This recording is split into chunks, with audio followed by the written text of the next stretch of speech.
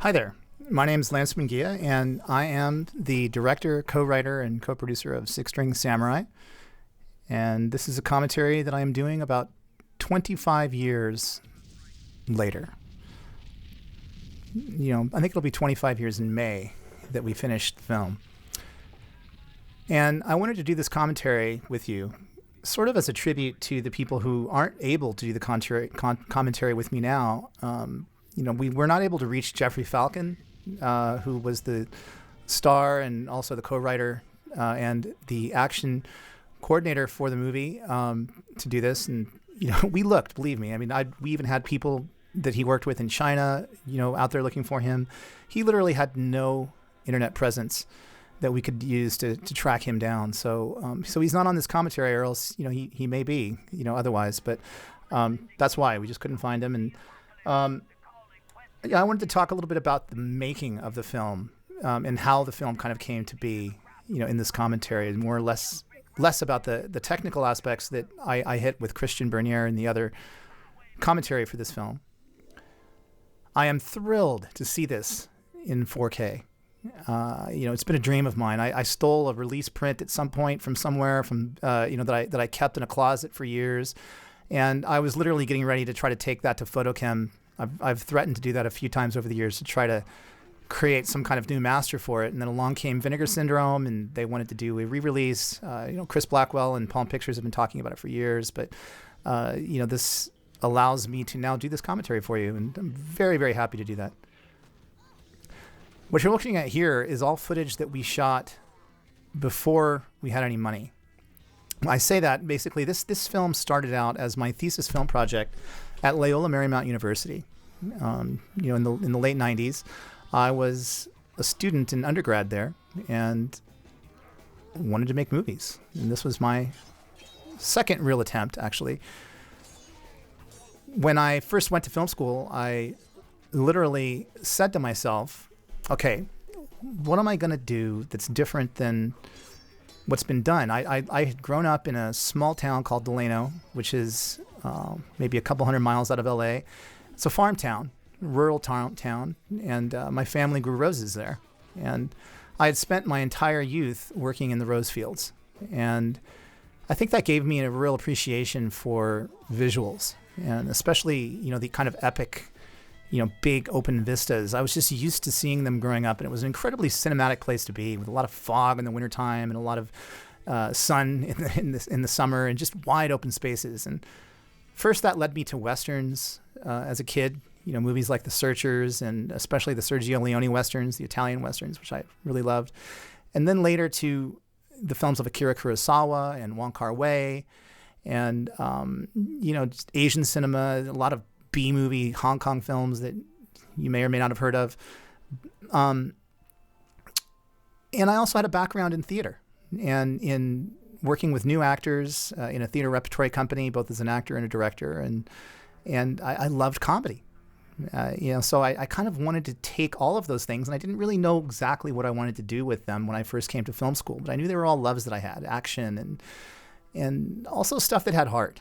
You may see my other short film that I have that's maybe included on this disc, which was called A Garden for Rio, and it's nothing like this. It's a very sweet short film, but it really helped me to get the funding together ultimately to get this film distributed, because I guess it showed that I had some heart. I love films that have emotional value as well as things like badass action and visuals. And here, this whole scene in these reeds was literally just a parking lot in Loyola Marymount. And, I had learned from movies like Blade Runner, that used a lot of telephoto lenses and things like that you can take very little and you can turn it into a lot if you really make it look good and you shoot it just right. And so, I think we came out here 2 or 3 days, mostly just in magic hour. And then, of course, this transitions now to Death Valley and to when we had more money later.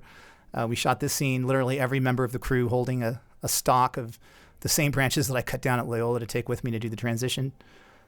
But this movie was done as a labor of love for the type of cinema and the type of visuals that I always loved. And it was also done because of Jeff's Hong Kong background, and because Jeff Falcon was an actor for a number of years in Hong Kong movies, and in the East they take Anglo actors and they make them the villain, and so he played the villain opposite people like Jackie Chan, and he worked with Cynthia Rothrock, and a lot of Hong Kong films, and he became an action director, which is what their term is for an action coordinator here in the United States, doing stunts and directing the martial arts of the piece.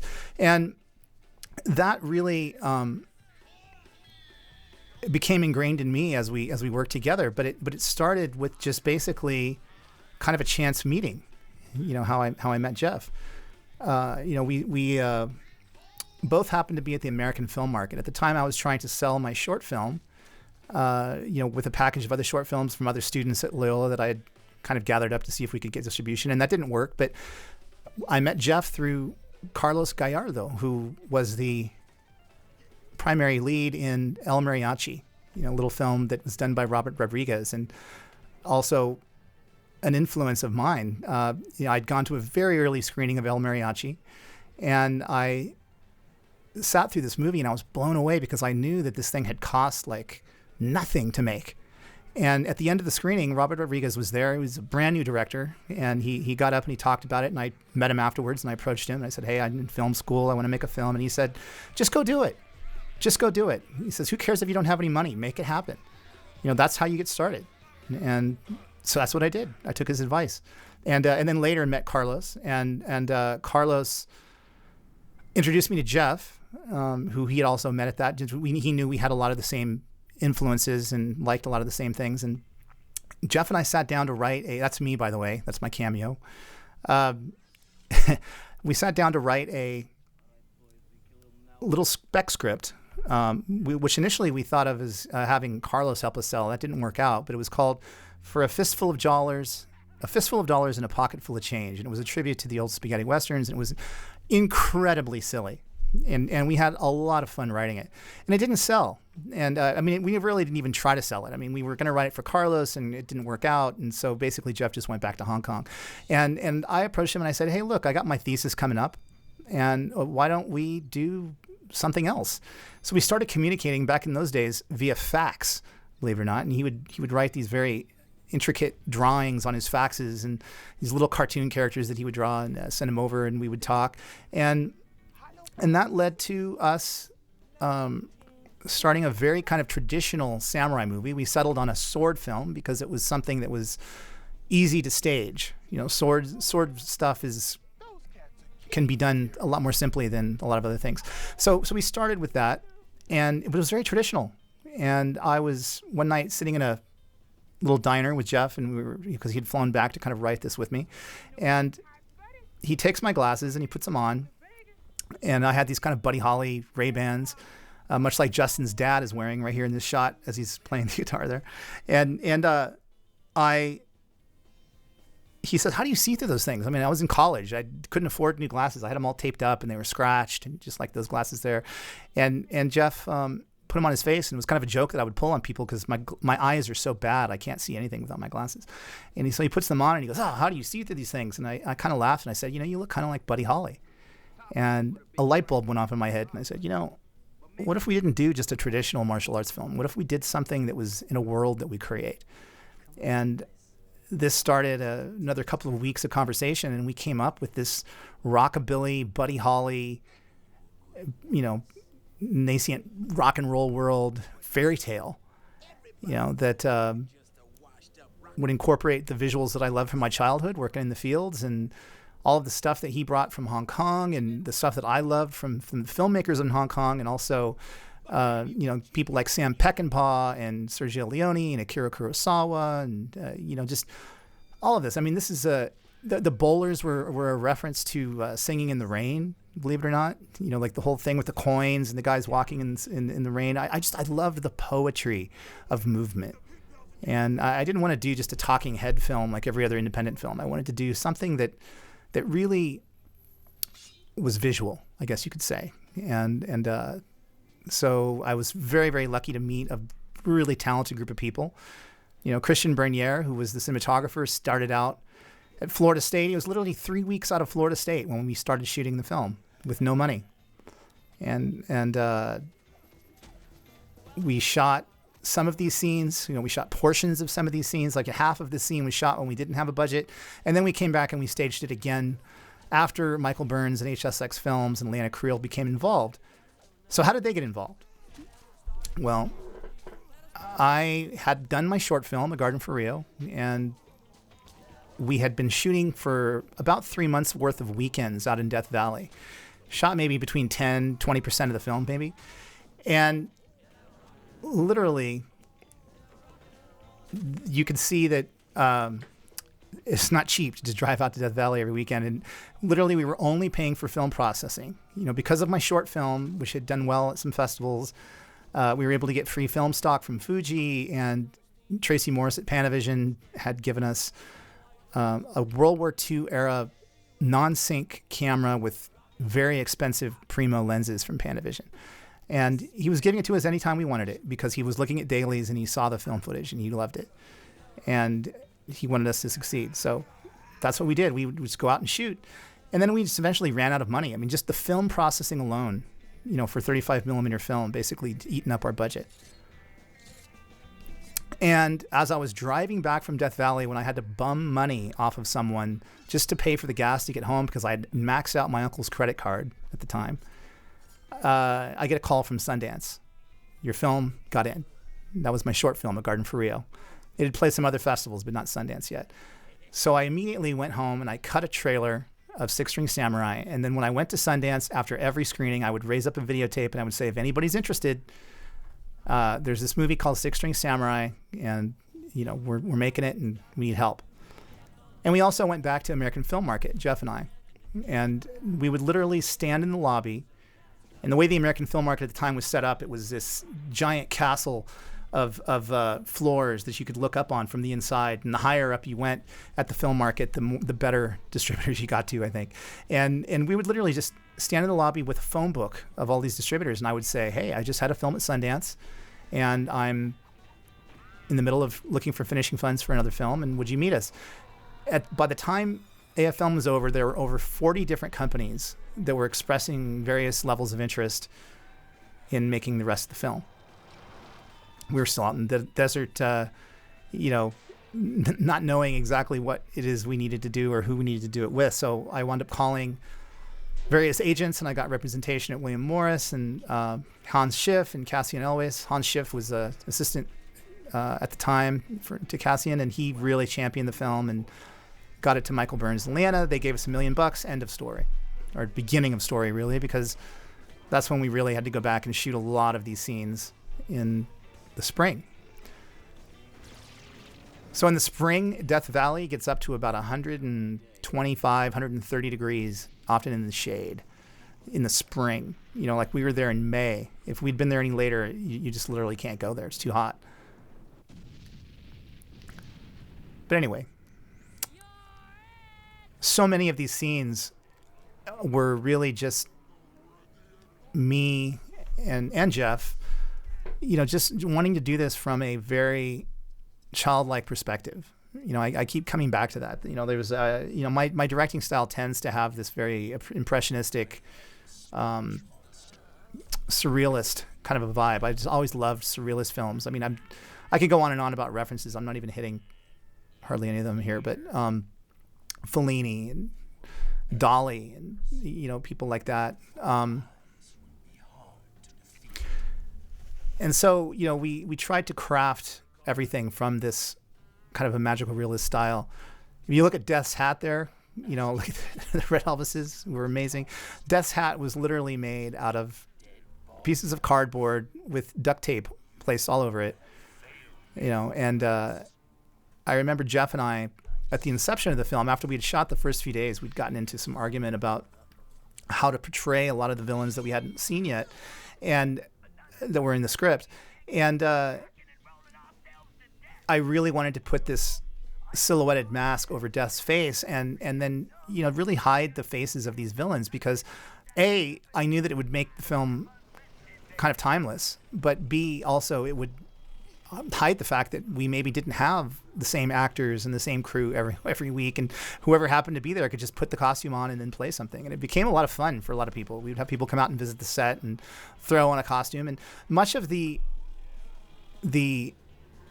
editing of the film, the action of the film is all done in editing, as you see here. Like these gumballs in the air, like the, foot on the brake, car, like all of this stuff, was designed through the script to be done economically, and it's really, the less money you have, the more you need to plan. And so we just kind of visualized all of this stuff. And I had a great editor in James Frieza, who was another friend of mine from film school, who played a role in the film, which you'll see coming up, but who also passed away recently, so he can't do a commentary. But everything here was not so much storyboarded as it was just sort of visualized in sync with the music and in sync with the script. And very much seat of your pants. I mean, this was very much seat of your pants filmmaking. They say it's a miracle anytime a film happens, and it's true. This film was kind of a miracle. It's probably a miracle that we were able to even halfway pull this off. And it's been a long time, and I've done a few other things, but this was the film where I really felt like I was free to make a film without a lot of hindrances that you normally run into when you're on a film set. It's a hard business making a film. It's not cheap to do. You're playing oftentimes with other people's money. And in this film, we just felt like we were having a lot of fun. And that's the spirit the film was made in. That's the spirit it should be taken as. Don't take it too seriously. This is one of my favorite shots. I wanted to just let the action play. I loved echoes. I loved those grand visuals. That was always my favorite in the making of this film.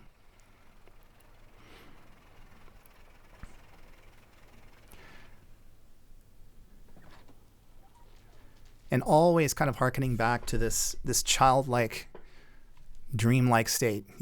Originally I had this whole idea to kind of make Justin just one of several children that had been kind of kidnapped and brought to this strange world, kind of altered reality by the Spinach monster. It was an idea that we were never able to really pursue because of the budget and time and having multiple children around and that kind of a thing. So we didn't really pursue it all the way. But the idea was just that things are really kind of off, in this world. And we're seeing things from this magical, realist kind of a childlike point of view.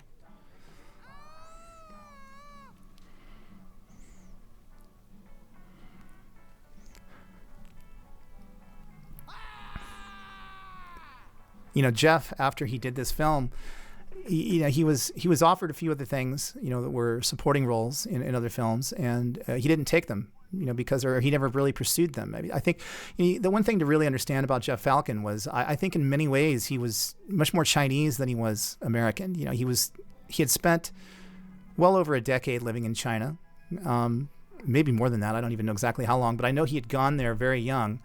And really kind of immersed himself in the culture, in the language, and the martial arts of China. And him coming back to the United States, I remember picking him up at the airport and him just being amazed when we went to go eat fast food and how big the burgers were and how big the cup of soda was. He said, "Who can possibly drink this much soda?" I mean, and he just wasn't used to it. And so, he didn't know much about the culture of the film business here. He didn't know even the cultural references, that had he known, maybe, he would have done some of those roles, but he just wasn't interested. And then ultimately after the film, he'd gone back to China, and, we thought about collaborating on some other things, but, that didn't work out. And, he could also be very stubborn, so that's just Jeff.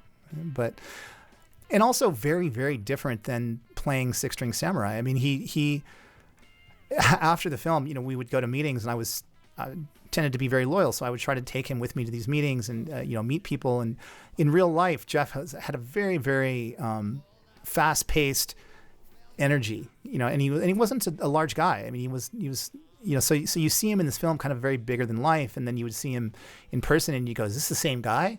And that's kind of a testament to him acting. He was able to just really pull this character together. And I remember asking him when we first started, like, hey, you want to, kind of work out a little bit and put on some bulk for the film, and he said, absolutely not. And he said, putting on too much muscle, it makes you slow. He said, right now I'm fast. He says, I like being fast, and it played perfectly for the character. And Justin McGuire was one of several children that I interviewed as for part of the student film at Loyola, and he just really had a great ability to take direction, and was just a really sweet, child at the time. And we couldn't find him for the making of documentary on this film either, because nobody could find him. But I understand he went on and he played baseball in college, and he did some other things, but don't know what happened to him.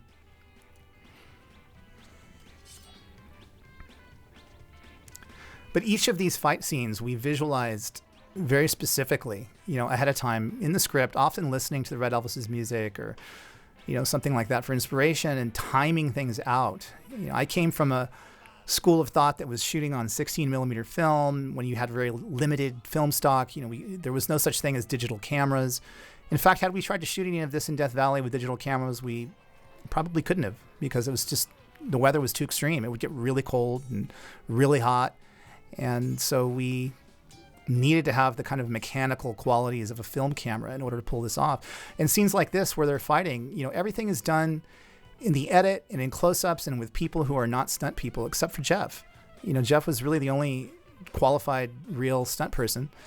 The sword he's using there is probably made out of foam. We would put reflective tape on a piece of wood that was foam that we cut out and create kind of a duplicate of his sword for those fight scenes. So nobody was really in any danger of doing it, but it was all done selectively with the camera, which, again, a lot of that came from Hong Kong, the way they would do films in Hong Kong. And it was an awesome learning lesson for me. For years, I had driven by Palm Springs and seen these windmills out there, and I always thought they were just visually alluring, so I wanted to incorporate them into the film.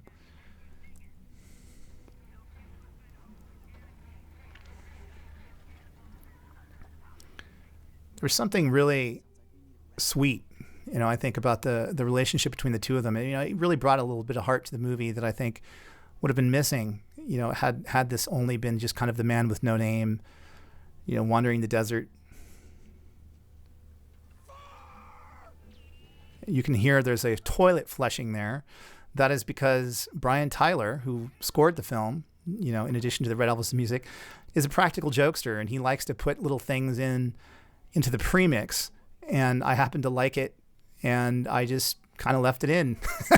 I think it was a little louder, there was more to it in the premix, but Brian was just an amazing composer. I mean, it was the first film that he ever had released, that he did, and working with him as the composer, you would just know that he's going to be doing really well, which he did most of the Marvel films.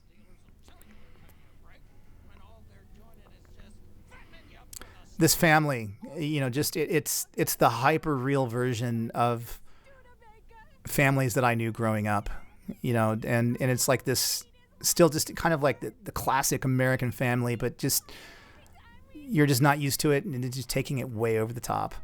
And I remember when I wrote this line, it's like just whatever random stuff.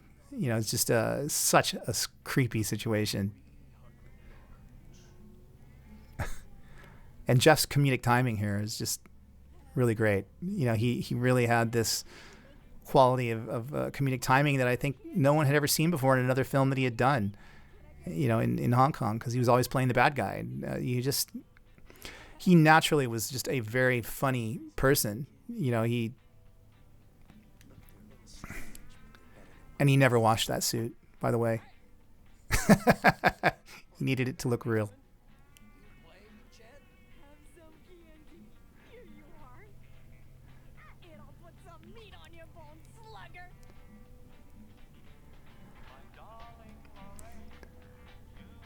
we would literally drive around for weeks just looking at locations. I would look at pictures. This was the early days of the internet, so there was no video online or anything like that. I would often look at picture books of locations. And, we got off the main road in Palm Springs and we drove around, and I just found this abandoned house. And we found who we thought was the owner of the property, who gave us permission to shoot on it. And we started shooting, and then someone else showed up and said, "Hey, wait a minute, I'm the owner of this property. You can't shoot here," while we were basically already there shooting. And I think we had to pay them some exorbitant amount because we couldn't figure out who was the real owner, in order to stay there and finish the scene. But we did very little set dressing. That's pretty much the way it looked. I think we poked some extra holes in the wall. They let us do that or something. But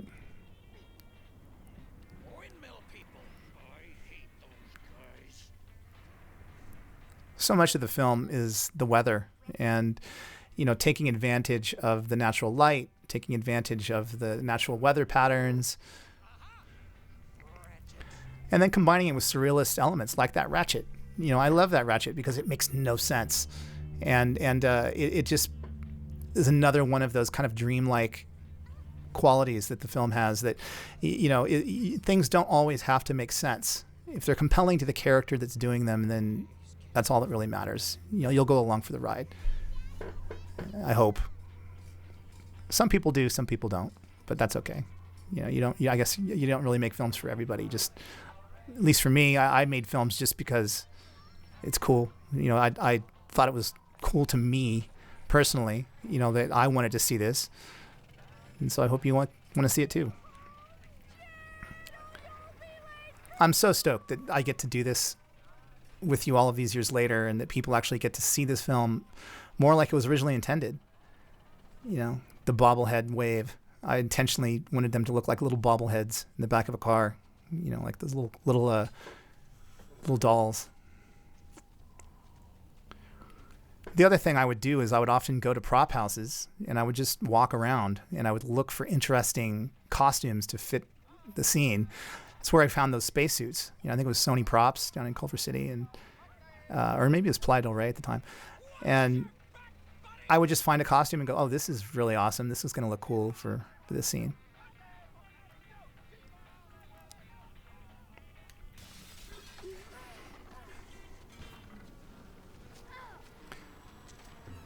I love how Brian Tyler's score just kicks in here with these drums and the kind of like heartbeat nature of this, and just something out of a nightmare, that a kid might have.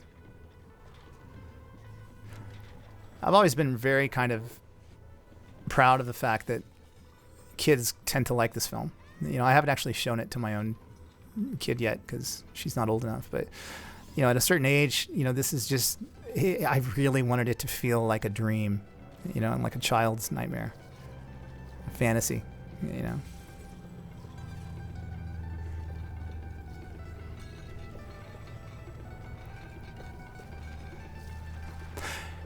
And looking back on this so many years later, there's so many things I would do differently, maybe, or at the time I thought like, I would change this, I would change that. Now I actually no, I just look at it and I kind of just appreciate it for what it is, the good, the bad, and the ugly of it. One of my favorite things in action is just movement. The movement of the wind, the dynamics of an action scene are often so much more important than the literal action. The setting, the blankets. We actually copied this exact kind of motif for an episode of Good versus Evil, G versus E, later, which Jeff had a cameo in, and I directed this episode. You can actually find some of it online now. But we took this kind of this fluttering in the wind action scene because it hides so much. I mean, look at how it hides the strokes of the action and creates this dynamics, and then you combine that with the right music, and oftentimes we would use music that is completely against the grain. This is a banjo piece. I mean, we're using this is actually from the Red Elvises, this piece, and everything would just be basically timed out ahead of time with the music, and because it was existing music, and I knew how juxtaposed the music would be from the images, and to me that always tends to work if you do it right. And I don't know if I always do it right, but I feel like a few times here we got it right. See, I haven't seen the tears on his face in so long because it's like you don't see it unless you're looking at it in high res. It's so great to see it in high res. This day it rained, and so we just went with it. We just kept shooting. We had someone off screen, I think, with a heated blanket or some kind of coat that had been inside a heated car or something for Justin. And so as soon as he was done shooting, we would cover him up. But he was cold, you know, and so was Jeff and everybody else. And this scene was all shot prior to us having funding, I believe. So we shot about 20% of the film, and then once we had that footage and we'd gone to AFM, I literally did a tour of several different movie studios, and I would just take my dailies, and I'd cut together an actual film print because everything was done on film at the time. I had a flatbed moviola, and I would cut it together, and I would just show a few sections of the film, and that led to more and more interest in finishing it, and it was a really unique way to pitch it. But you know, learning how to edit on film, on literal strips of film, on a piece of machinery that skirts around, is so different than learning how to how to edit on a computer now, because it helped make me think about what it is I wanted to do. You know, you can't go back and just redo things a million times. And that came to the shooting too. Things had to be planned, you know, and we had to be very conservative. We never did more than probably 2 or 3 takes, maybe 5 takes of anything. Because the film was just too expensive, and it cost money every time I had to change out that mag, literally thousands of dollars to process all that film stock. So, but back then there was no such thing as digital filmmaking. Today it's completely different. You could literally take a DSLR and you could shot for shot remake this film, minus maybe the 130-degree heat, and it would look excellent. But for many years I was just a film purist. I didn't want to shoot digital, but now I'm completely the opposite.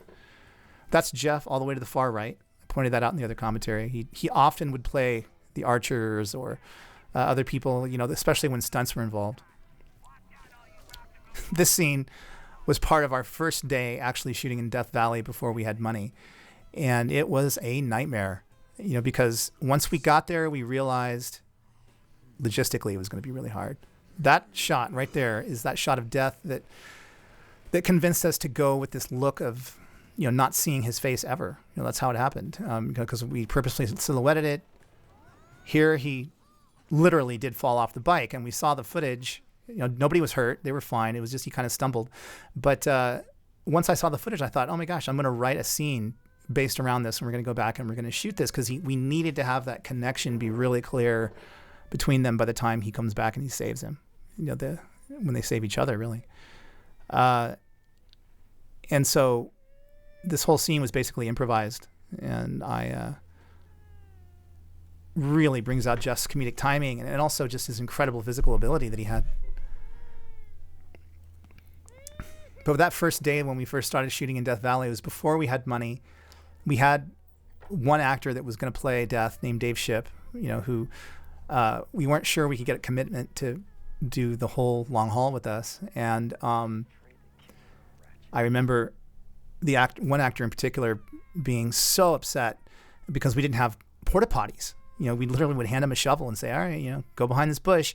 And that's how much we were roughing it, you know, early on making this film. And he was super upset. And Jeff just literally goes, you know, Lance, I think you've got enough to do your thesis if we just stop today, right? I think we're done. You know, it sounds like, you know, nobody wants to continue. And I was like, are you nuts? You know, we have to continue. And it was just a momentary thing. And then Jeff said, yeah, you're right. You know, we do. But and that is literally when we decided that other than Justin and Jeff, you know, the two leads, you would not see other people's faces, because I just knew that Death Valley is something like a trial by fire, almost literally, where you literally don't know if you're going to be okay working out in Death Valley unless, especially on a no budget film at the time, unless you go there and you do it. You can have the most gung-ho person in the world, but until you actually go out and you make the film, you don't know what's going to happen. And it only takes, you know, somebody to make a mistake or you know, get hurt or whatever. You know, you can't have that. You need people who are good and who are willing, you know, to be there, you know. So like an intricately tuned clock, having a crew under really hard circumstances because it just exposes any chink in your armor. This is just a great scene. So I would have, friends come out every weekend until we got the funding. And then once we got, about $1 million to complete the film all the way through, then we had a real crew and all of a sudden many more people. And we were staying in hotels instead of sleeping in tents. And this was actually shot before we had funding out in Devil's Golf Course in Death Valley. This is George, the assistant director, who was awesome. And, literally, once we had a crew, we had a real crew that was there nonstop for, I think, 30 days or something. We found out just how logistically hard it is to shoot in Death Valley. I mean, we were going through something like 300 gallons of water, I think, daily. And at one point we ran out of water. And that was a big deal because we were several hours away from being able to get more. We had underestimated how much water we needed. And it was kind of a question of, are people going to start passing out because of dehydration? And they managed to get water there very quickly. But it just taught us how hard it is to shoot in an area like Death Valley. This is actually Trona, though. This isn't Death Valley. This is a salt mine that's been abandoned. And we got permission to shoot out there, and so we did. It's amazing, the colors and things that we got with that Fujifilm.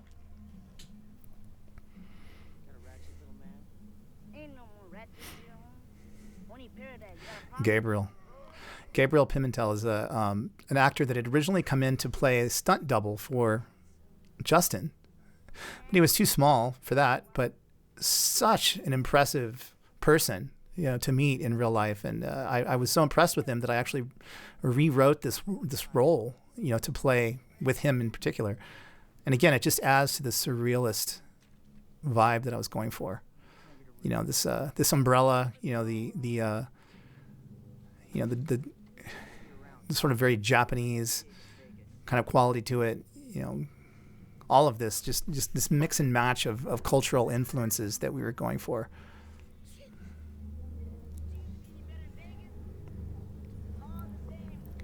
Wherever you go, it's all the same.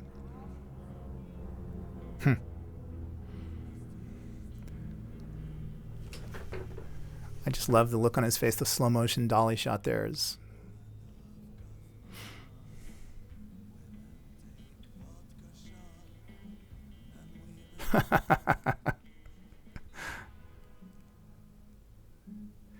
And this was one of my best friends, James Frieza. James, I miss you, man. James Frieza was a longtime friend of mine. One of the first people I met at Loyola Marymount. He was blind in one eye. So when you see his eye here in this scene, he literally was missing an eye. And one day we were editing, and his contact lens popped out or something on the keyboard. And we looked at him and went, "Wow, man, we should cast you. You have such an interesting look." And so he was down to play a role. So exit stage left. That's James. And James edited this. He went on to go edit a few other things. And he then got cancer, and he passed away.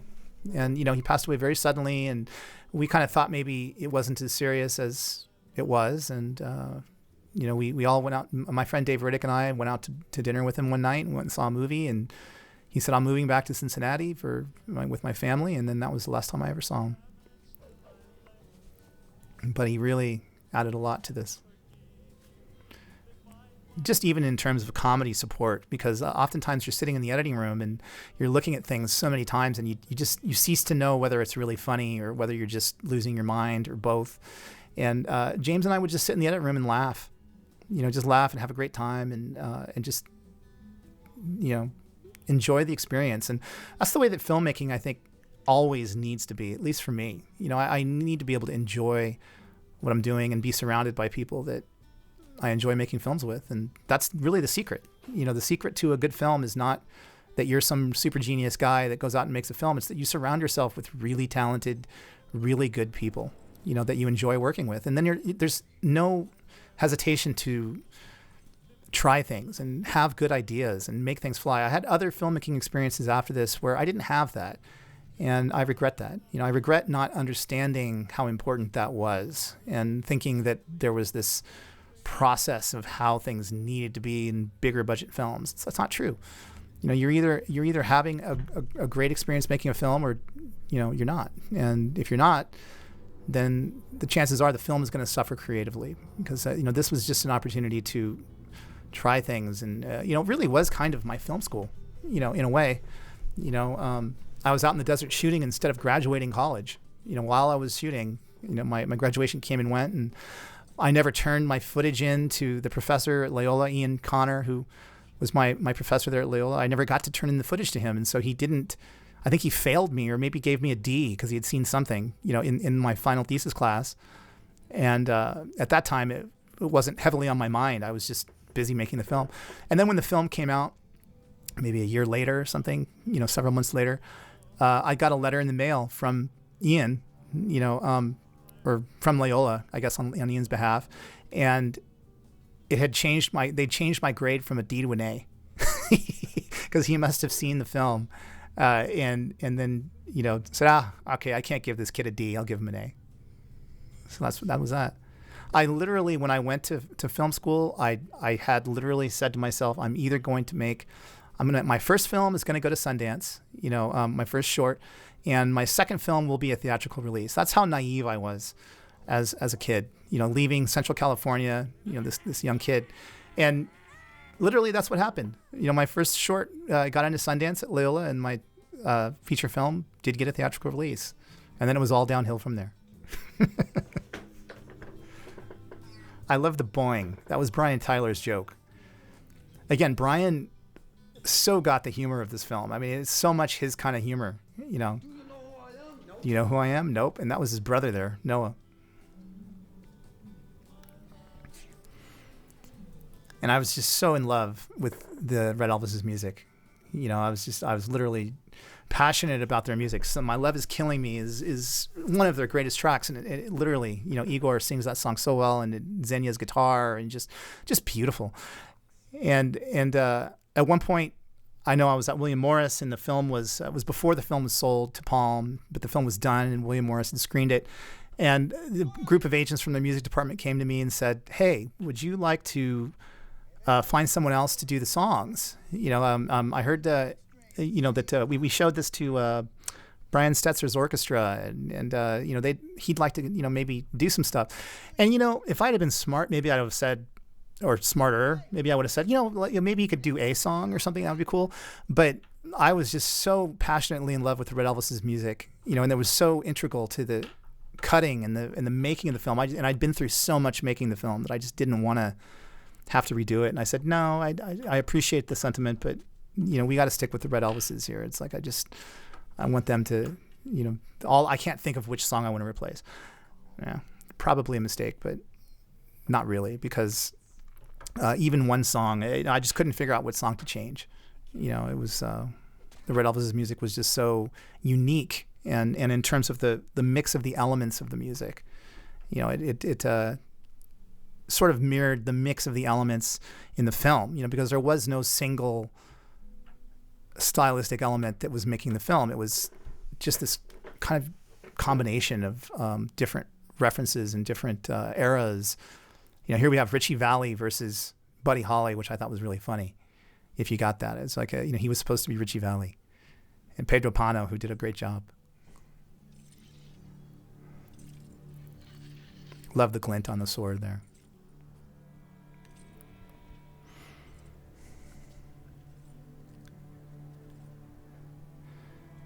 And death.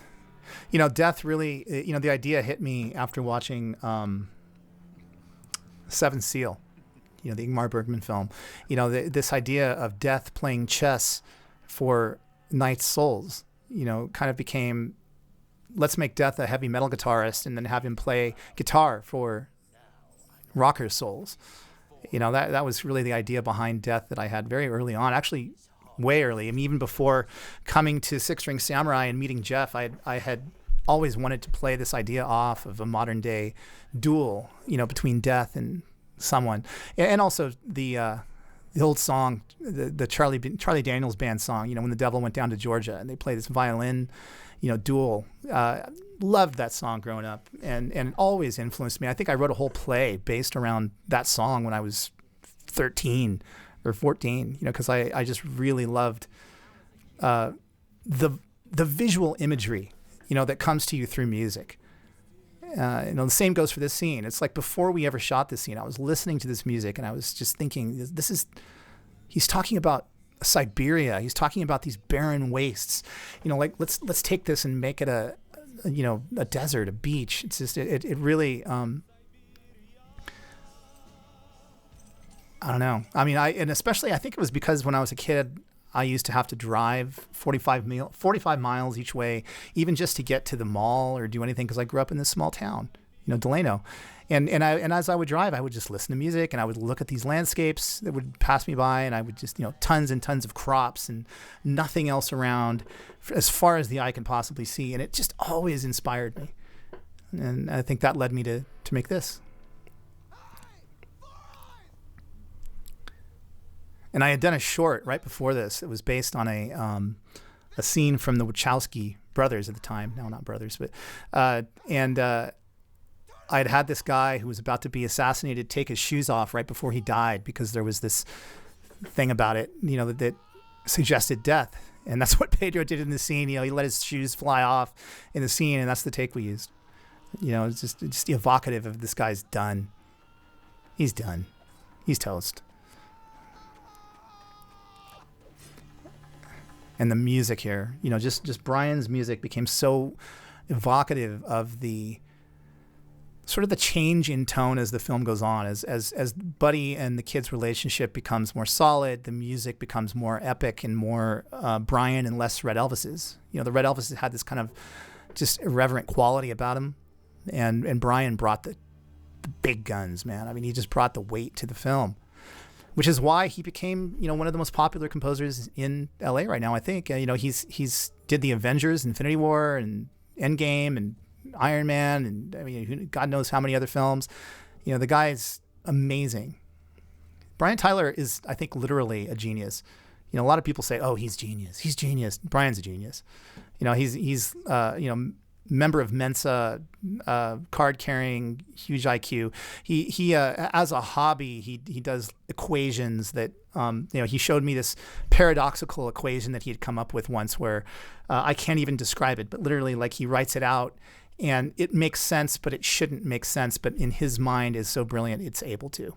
So that's Brian. I'm very glad that we've been able to kind of reconnect because of the re-release of the film. He's not just a smart guy, but just a funny, intelligent guy, that just a funny, good guy, I should say.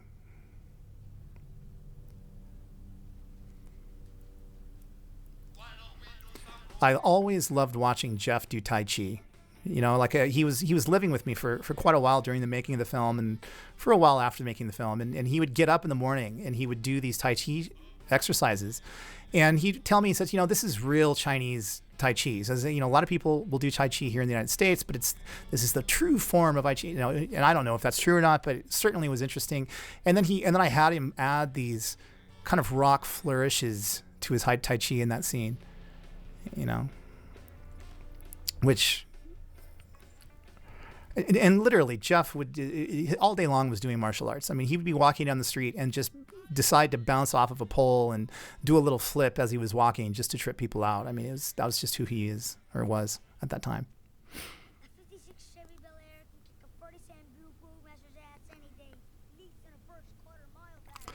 And again, I love throwing in these little references to Americana. It's like of all the disparate sort of things that I had seen in my life that I think just kind of stuck in my brain, I think it's more than anything else, this was probably a combination of Kurosawa and George Lucas making American Graffiti.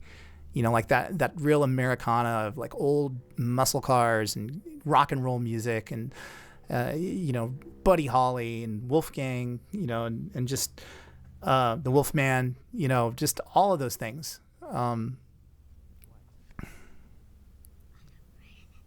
And then an excuse just to go out in the desert with your friends and make something really cool and special to you.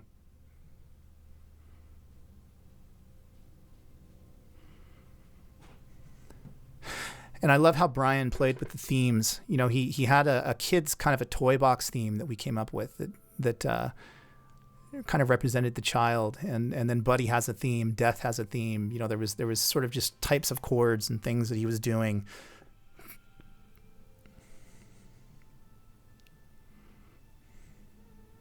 Unbelievable. Stovepipe Wells. You know, with the first day that we shot with a budget, we went out to those sand dunes and shot this footage, and we had not been out there in the spring. We'd only been out there in the fall, as I mentioned. And all of a sudden it was 130 degrees or something ridiculous. And literally I had just purchased some brand new Birkenstock boots, and the soles literally melted off in the sand. That's how hot it got out there that day.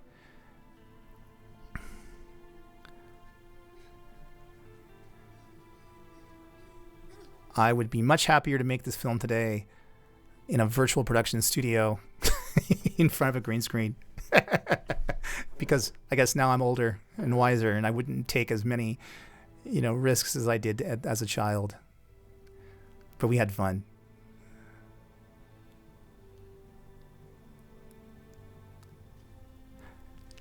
And, you know, looking back at this film now after so many years, and I haven't watched it that many times over the years, it's really, you know, I'm a father now, and I wasn't a father when I made this film. You know, my priorities are different. You know, I have a young child. I'm very much a different kind of filmmaker today, and I'm still a filmmaker. I mean, I'm still doing stuff. I've done documentaries.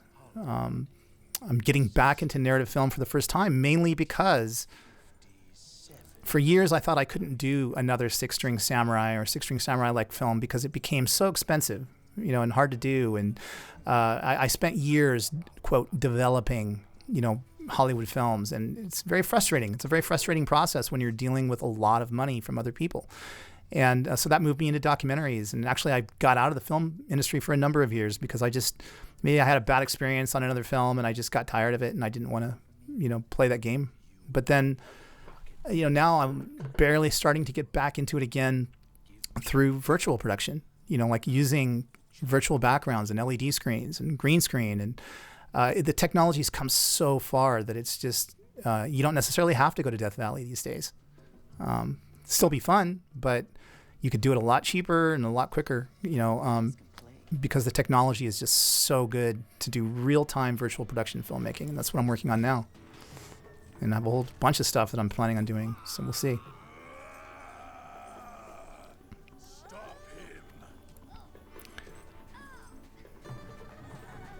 And this fight scene literally was staged and done in an afternoon. You know, we had written it. We knew how we wanted to have it edited. And we literally just put it together in an afternoon with Jeff doing all of the action choreography, as well as the acting. You know, so he would do a take, stop, you know, reflect on what we did, and do another take. And we did it very quickly in just a few takes, you know, averaging probably 50, 60 setups a day overall.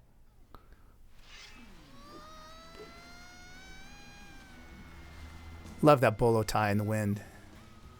Anything I can ever do that has motion and uses the wind. You know, we left the costume kind of loosely fitting on him so the wind would just carry it.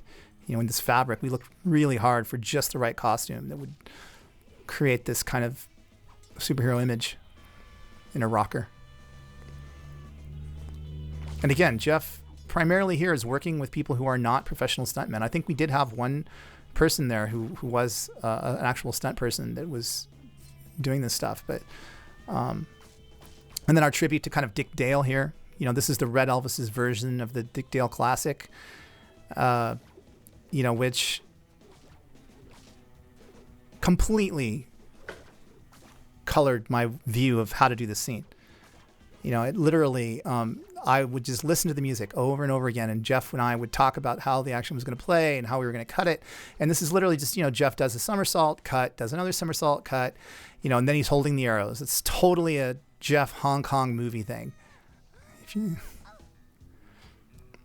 I took that dummy when we bought it at a Halloween store, and I put it in my bathroom of my apartment, and my roommate, it was some toilet paper in its hand, and Jeff and I were writing the script in the other room, and my roommate Mandel comes home, and he's like walking back and forth past the bathroom for 20 minutes, and you don't know when's he going to finally look, when's he going to see it, and then finally he goes into the bathroom, turns on the light, and you hear Sorry, it's just a practical joke that I will never forget because of that dummy that's in the film.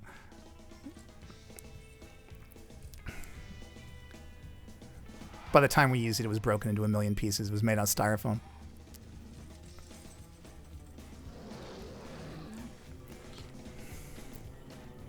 Entering the underworld. And in that scene, it was played by Stefan Gauger, who was another friend of mine who I knew through some filmmaker friends around film school, and was our gaffer, and who became, after this film, long after this film, a very renowned filmmaker in his own right in Vietnam. He was a half Vietnamese filmmaker who did a film, I believe it was called The Owl and the Sparrow. I think I mentioned it in the other commentary. And did very well, but started off as a gaffer and playing death, one of his first experiences. But unfortunately, I think he had a bar in Vietnam, and he passed away a couple of years ago from a heart attack at a very early age. So be careful what you eat, folks. He was a heavy smoker, though, too.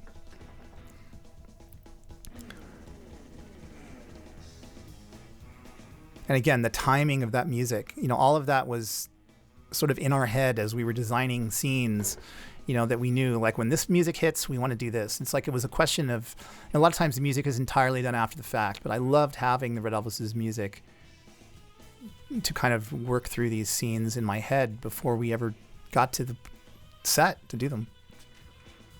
I knew exactly where I wanted it to end. On my first short, Garden for Rio, I used that same technique.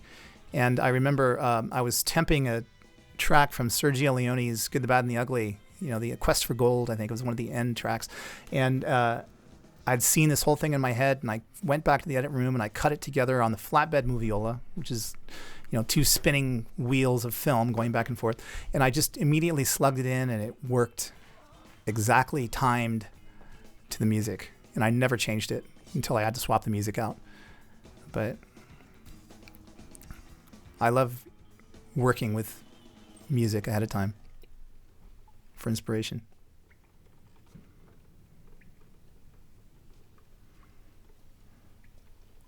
I really can't stress enough just how much of a workhorse Jeffrey Falcon was. I mean, he's, coming from this background of martial arts, I think it really just gives you a solid work ethic and a confidence, and so he, nothing was impossible to Jeff, and he would work all night long if he had to create the next costume or do whatever he needed to do,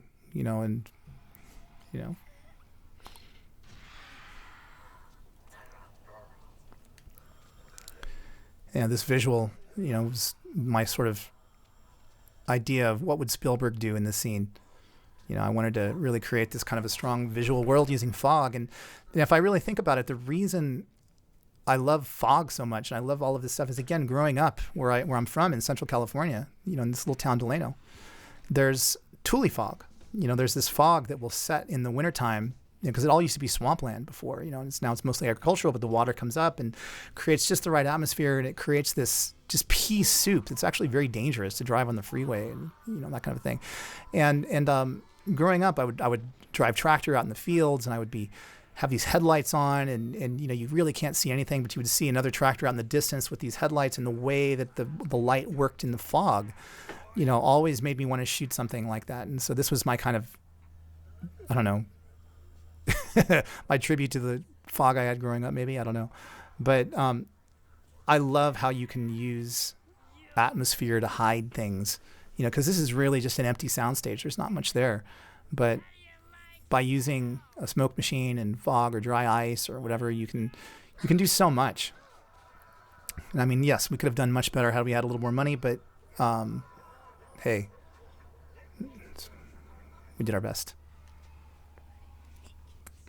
This is literally underneath the soundstage at Loyola Marymount. It was some, piping or vent space down below that we crawled into.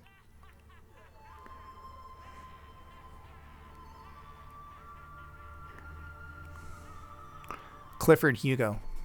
Clifford and Justin, and then his sister Jackie and their mom Betty were all, important parts of the film in terms of just moral support. I mean, they were very much involved with the film for a long time, even after they shot.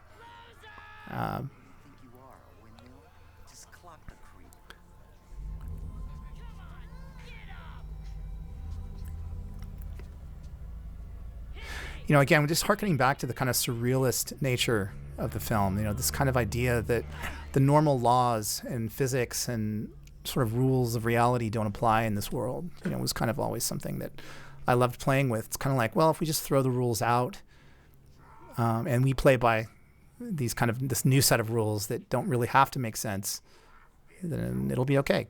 And it was just part of the experimental nature of me playing with film.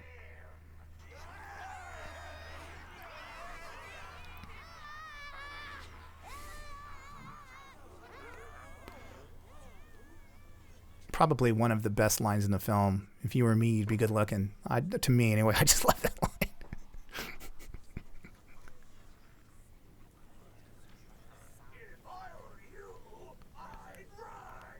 If you were me, Absolutely.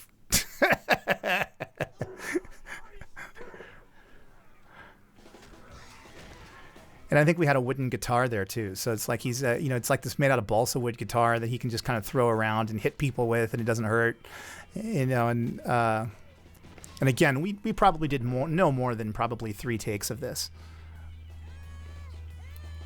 and a testament to the prowess of Jeff's martial arts abilities.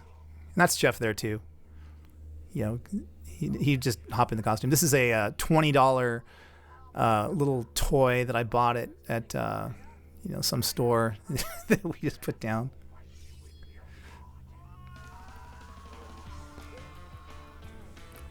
Over the top.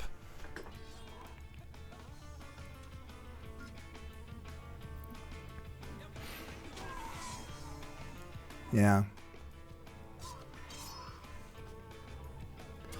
I hadn't even seen a picture of Jeff or heard his voice in so many years. The Red Elvis has just recently sent me some video they took of him circa 2003 on the promenade on 3rd Street in Santa Monica. And he happened to be in the background of something that they were shooting. And then they called him over and they talked to him. And he said that he had gone back to China, but that he was home, to take care of his father, who I think wasn't well. And then he was planning on going back to China, and it was so shocking to me to see his face and hear his voice after so many years, because it really is nothing like Six String Samurai. I mean, you could pass right by him on the street and never know that this guy was playing Six String Samurai. I mean, it was, again, maybe I should have not taken him to as many meetings as I did. I think he would have immediately gotten more work. But when people tended to meet him in person, he was so different than Six String Samurai that it was almost kind of like your mind can't wrap around it, but he was so talented. Before we met even, he was getting meetings with people like Dino De Laurentiis and people like that by cold calling them. He would just cold call them, and he managed to just work his way in. That was kind of his thing.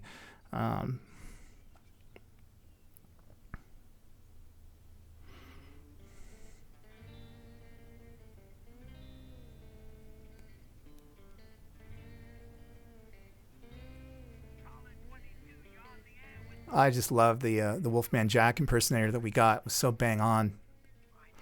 And the Ratchet had to put the little sound effect in there.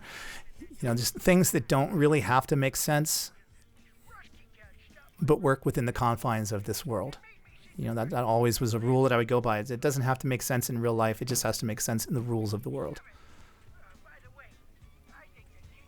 Of course, we did not speak Russian, so Kondemsky I thought was kind of funny,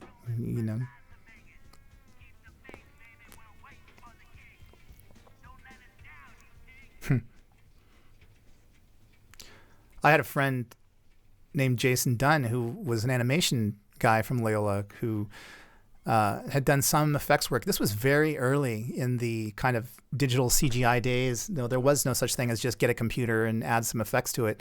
This was all had to be done on film. So he said, I think you can just make 100 Russians if you just go out there with a camera and we'll do this massive shot of all these guys coming over a hill, just by locking off the camera and then just shooting the thing a bunch of times and make sure that they don't cross paths with each other time after time. They'll just have them appear on different parts of the hill. And here they are. So this is 12 people. And the effect is done in camera. It's not really a digital effect, I don't think. It's all done in camera.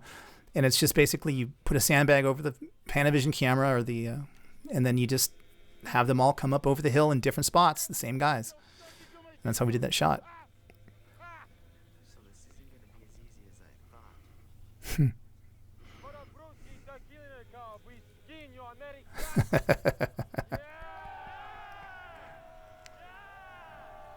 And here's our Keeper of Oz. There was a lot of Wizard of Oz, references and sort of just thought that went into this because it was just a film that I loved. This was really just a tribute to a lot of the films that I loved growing up. I'm the new rock and roll king of Vegas. So all you commies, step aside. I do not like rock and roll. It's too loud. How about polka?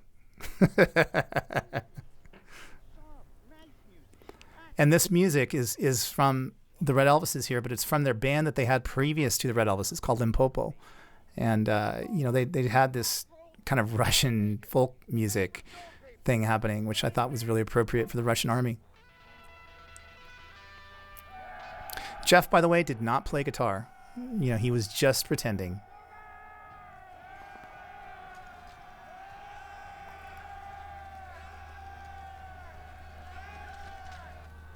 Float away. Yeah.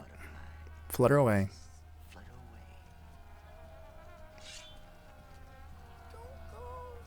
If you scratch my guitar, I'll kill you. Boy, I'll tell you. That is a cool shot right here. This one. Look at that. Watch his feet as he goes up that hill. You should rewind that and watch it again because we did it in one take. We never did it again. And he bounds up that entire hill in about 5 steps. That was Jeff Falcon, ladies and gentlemen. He was a phenomenal martial artist. He probably still is. Maybe he's hiding in the woods somewhere in China or he's, retired. But he, even there, he almost lost his footing there, but he just recovered. And that was his training from Hong Kong.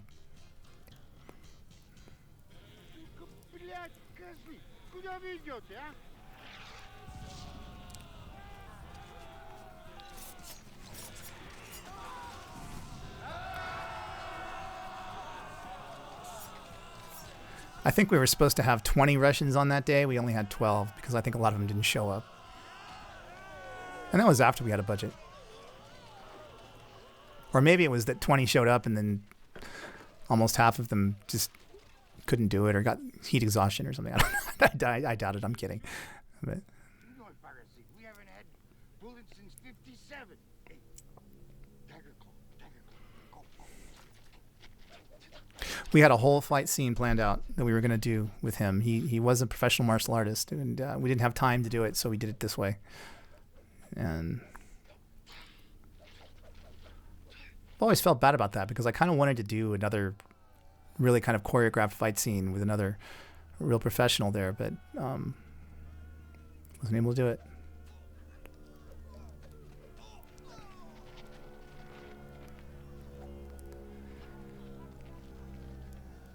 Yeah.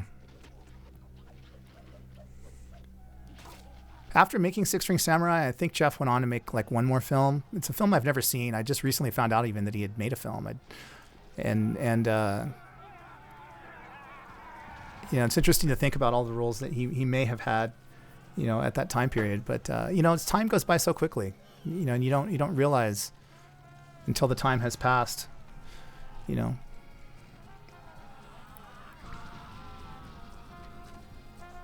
I think when Jeff made the film, I think he was 34, maybe 35, something like that.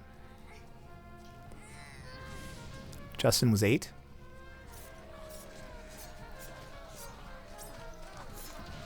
And again, you can see here why we chose to do a sword film versus a true, kung fu battle film or something, because the sword lends itself to quick shooting and to quick shots, and you don't really have to see all of the details. It's working, and I could see that kind of philosophy at work in like Sergio Leone's films, or even in Kurosawa's films. You very rarely saw like a lot of blood squibs and things like that in those films. It wasn't gory. It was about the movement.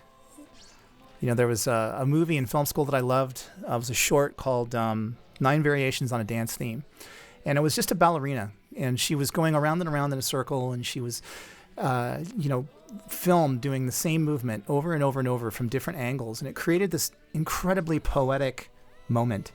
And I always kind of stuck with that in terms of shooting action, in that it's not even the action as much as it is the movement and the ability to convey quick movements with lethal reaction.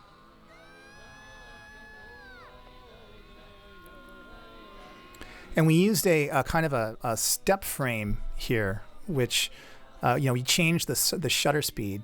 I forgot to mention that with Christian, but in order to kind of just give it this very kind of a, surreal look in this particular scene.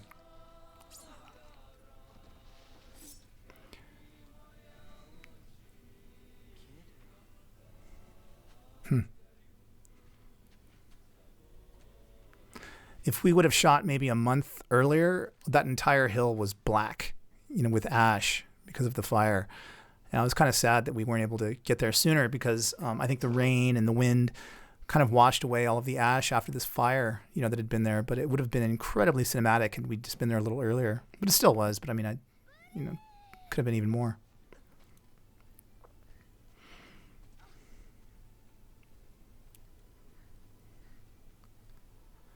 And Justin and his parents were such troopers. They would come out. Every now and then they would let him play Xbox like way too late, and he would just come up to set like just so tired. And please don't let him play the Xbox at night. Please get him to bed early. And so we would just find ways to shoot anyway around him or whatever. But he just was. He took direction really well, and he was such a trooper. He loved Jeff. Like idolized Jeff. He just really wanted to get into martial arts, and ultimately he really did become, an athlete. And I understand he played baseball in college and did really well. I haven't been able to track him down since.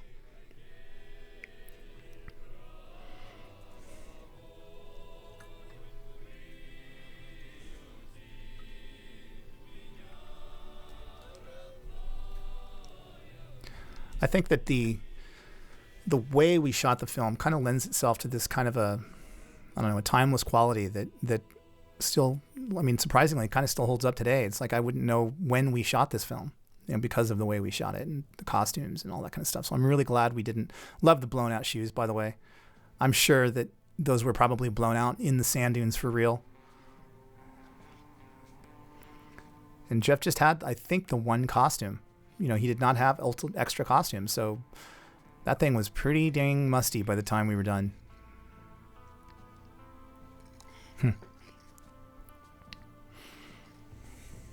I remember that Stefan Gallagher, the gaffer, set up this dolly track for this shot.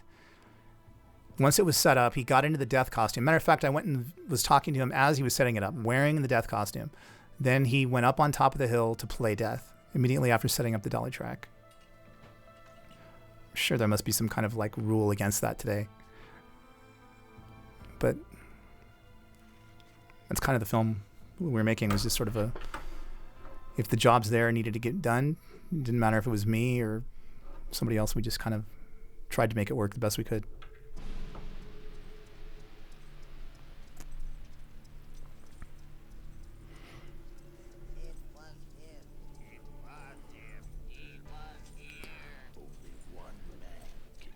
Only one man can kill this many Russians. That's right.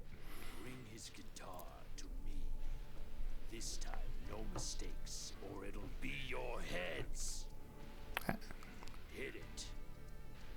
I recognized Cooper Donaldson up there as one of the archers. Cooper was another one of the assistant cameramen that came out, I think, just for a while. You know, he was on the shoot. He wasn't on the entire shoot, but another one of my friends from Loyola. And for the first time, we hear the sounds of the city. The sound design is another thing in this film that I really enjoyed working on and helping to put together and sort of thinking about ahead of time, because a lot of it was just atmospheric in terms of the echoes and even when Jeff would shoot action, it's interesting to note that he would literally, you can sometimes see him in the scene, he would go like as he's shooting, as he's working, he would pace himself through the movements, making little sound effect sounds, because it helped him concentrate on what he was doing and understand like what move he needed to do next or what was last. And so after a while, anytime we would talk about the action, I would go, first, you're going to go like that. And then you'll go like that. And then you'll fire the arrow like that. And then Justin will turn around. And we would play this entire kind of oral thing in our heads as we were getting ready to shoot any action scene, you know, and just kind of became a shorthand in how the films were made. And I don't know if he got that in Hong Kong or if that was something that he just did as a quirk, but it actually became really very useful for visualizing action.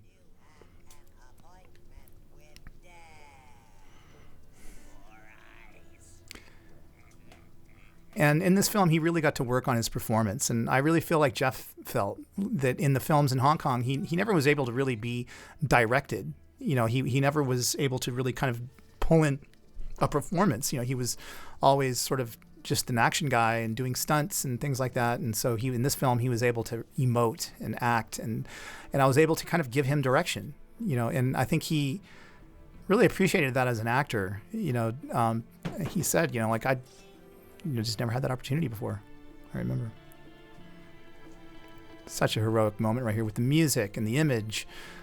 Everything came together in just that one moment. And he really did climb up that whole hill in one scene, and it was a steep hill.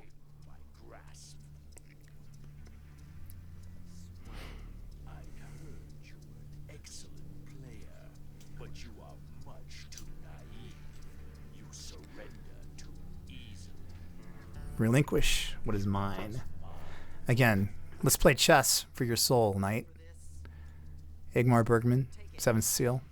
You disappoint me.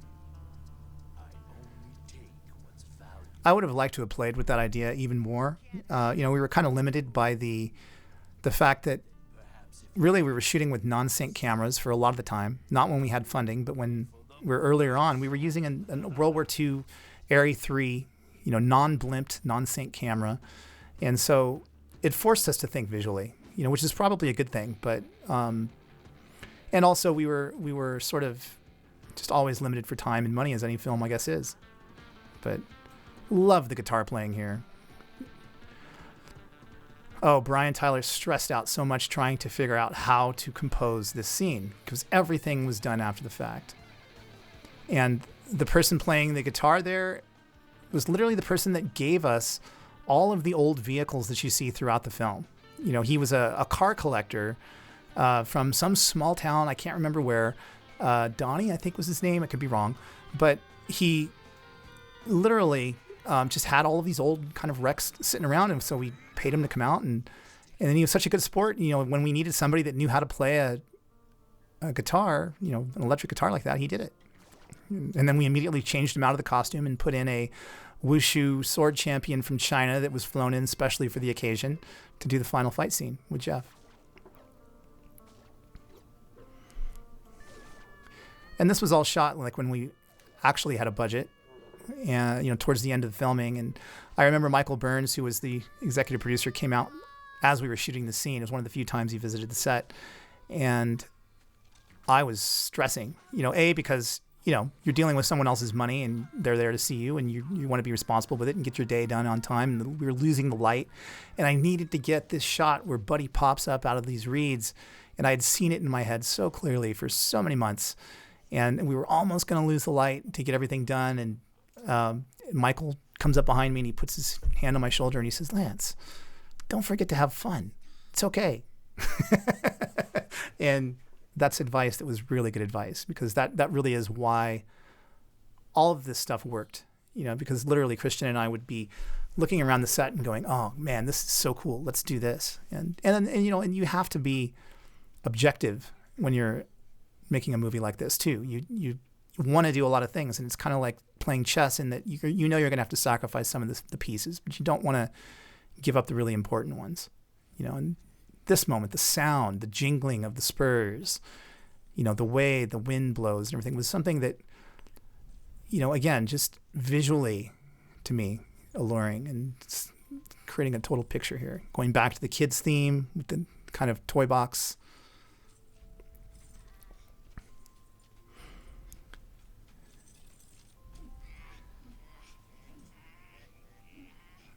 Is something that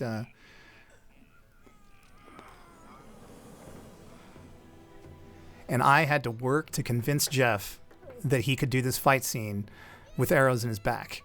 He said, why don't we have the archers come in at the end, and then they'll shoot Buddy at the end, and then that'll be the end. And I said, that's like having the stormtroopers kill kill Obi-Wan instead of Darth Vader. Darth Vader has to kill Obi-Wan.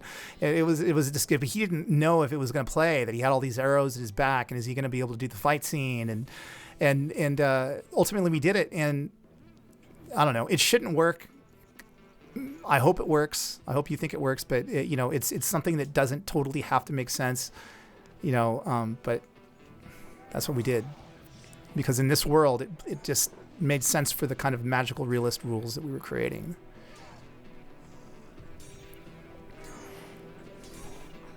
And the Chinese Wushu sword champion spoke, I don't think, a single word of English. So, Jeff did speak, I think it was Mandarin. And so he would, in Mandarin Chinese, tell the guy, what to do. He would translate back and forth. And he did this fight scene in literally an afternoon. Less than an afternoon, probably. Because keep in mind, back then, you're only using one camera. We were not using multiple cameras. We didn't have the ability to do that on film. And everything was done just one shot at a time and as simply as we could. And that's kind of like always been my philosophy as a filmmaker, is the KISS principle.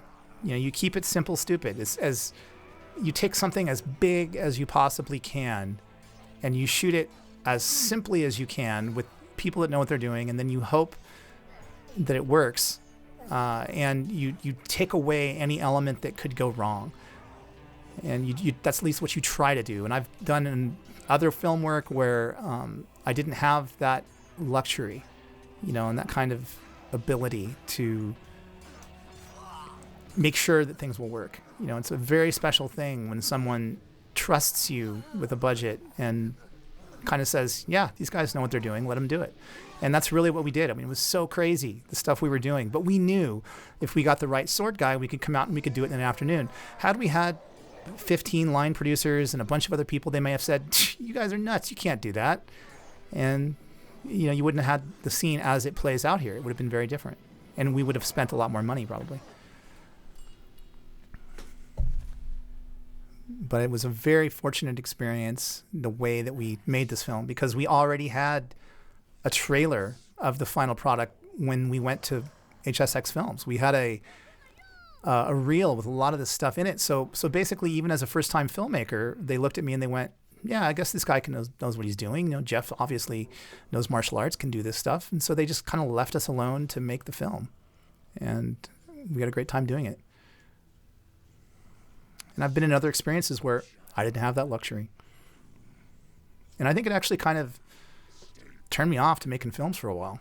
It's unfortunate, but no, then it's not, because my life is my life, and I'm very happy with the way things have gone, and super happy about this film.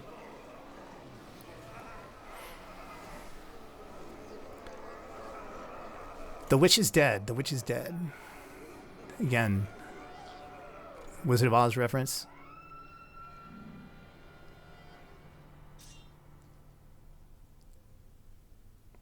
And the other thing I think about independent filmmaking is it's never going to be 100% the way you wanted it.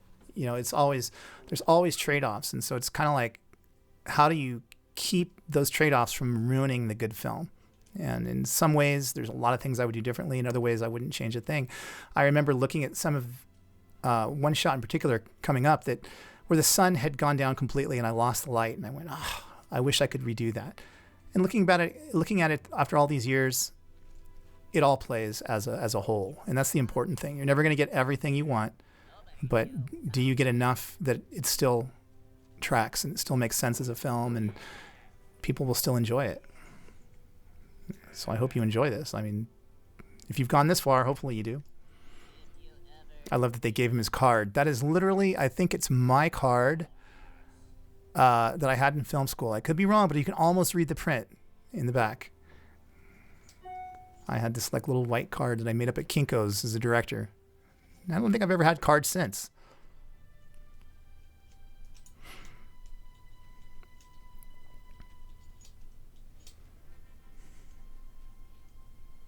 And it actually plays perfectly because this shot here, the light had gone out. You know, the sun was down. We shot that shot last. And it symbolically, I think it worked. Taking on the mantle of the hero. The hero's journey is over.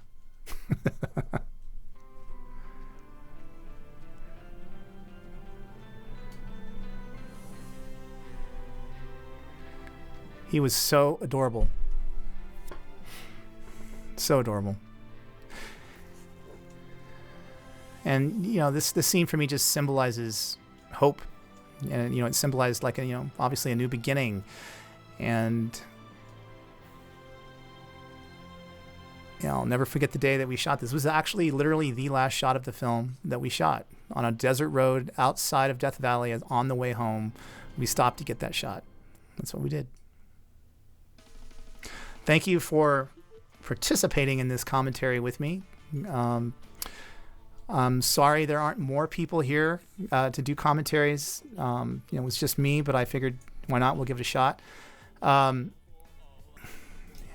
If you're curious about me, I have a YouTube page. You can go to Lance Mungia, M-U-N-G-I-A, on YouTube, or you can also Waking Universe TV is also the URL to my YouTube channel. I'm going to be posting a lot of stuff on there pretty soon as I'm really getting into this new kind of technology using Unreal Engine and virtual production. We have a few projects, narrative projects, even some action stuff that I'm working on. That's the first time in a lot of years getting into motion capture. I'm sitting here in my little studio, kind of a micro studio that I've set up to do motion capture and green screen. And I'm probably more optimistic today about filmmaking than I have been since I made this film, so many years ago, because the technology has come so far. Anything is possible now. And I don't think that you really need the same resources that you did when we made Six Ring Samurai. You can do it in a completely fresh way at the independent level, and you can really do anything you want. So if, just like Robert Rodriguez told me, I'm going to tell you, go out, get a camera, do it. Because now there's literally nothing stopping you. And you could literally be making a film tomorrow that is seen in Brazil and Russia and Germany, and you could just use YouTube or Vimeo or anybody, and I'm a big believer that cream rises to the top. And there's a lot of competition, but there's not, because you're really only competing against yourself. And when you make an independent film, all you need is a vision. You need the imagination, and you need the confidence to be able to pull it off, and you need the objectivity to know when to listen. And you should never stop listening to other people. That's one of the most important pieces of advice I can give new filmmakers coming up today is, be objective and have a vision, and not just something that's already been done. I don't, a lot of people say, oh, Six Ring Samurai was just a bunch of references. And it's like, no, it's taking what's been done, standing on the shoulders of giants, and then doing something new with it. And that's your voice, so what's your voice? And it's like, you have the luxury of having seen so many great films that have been made in the last 100 years that you have access to all of it at your fingertips. When we made Six Ring Samurai, there wasn't even an internet. You couldn't just look up a film and watch it on iTunes or something. You didn't have any of that. And you have the world at your fingertips. I remember being in second grade and my teacher saying, hey, someday you're going to have the entire Library of Congress in your notebook right in front of you. And today you have that. So there's nothing stopping you. With a $500 DSLR, maybe don't go to Death Valley. Maybe don't work with a child as your first film, but do make a film. Do something, because there's so many great stories to be told, and we're lucky that we're here and we still get to tell stories, and in this wonderful, wonderful time of emerging technologies like virtual production, and just in general filmmaking. And I want to thank everybody that helped me make this film. And I didn't get to mention everybody, but thank you, thank you, thank you. After all of these years, it is great to revisit this with you. And thank you for watching it. I really appreciate it. It means a lot to me that you're sitting here watching this with me. Thank you, and good night. See you in the next one. And then Brian says, that's a wrap. Good night.